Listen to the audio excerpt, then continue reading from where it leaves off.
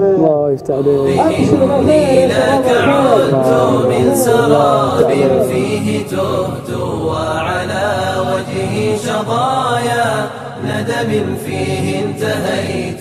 أعوذ بالله السميع العليم من الشيطان الرجيم. رجل كان سارق، سمع آية غيرت حياته وأصبح عابدا للحرمين. هذه الآية في سورة الحديد: ألم يأن للذين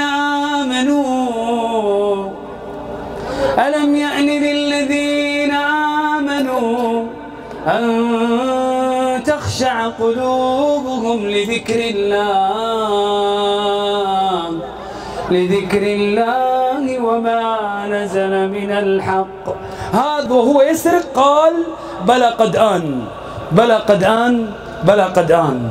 كلام الله يا إخواني يخرج الإنسان من الظلمات إلى النور. الله. ليخرجكم من الظلمات إلى النور وكان بالمؤمنين رحيما. كلام الله، تدرون أنه كلام الله يحيي الأموات؟ أومن كان ميتا. أهل العلم يقولون في هذه الآية: ميت القلب. والإنسان إذا كان ما يذكر الله هو ميت أصلا. مثل الذي يذكر ربه والذي لا يذكر ربه كمثل الحي والميت. فهذا كان بعيد عن الله وكان قلبه ميت، فسمع آية أحياها الله.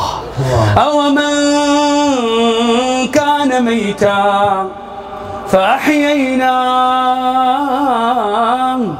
وجعلنا له نورا يمشي به في الناس كمن مثله في الظلمات ليس بخارج منها كذلك زين للكافرين ما كانوا يعملون.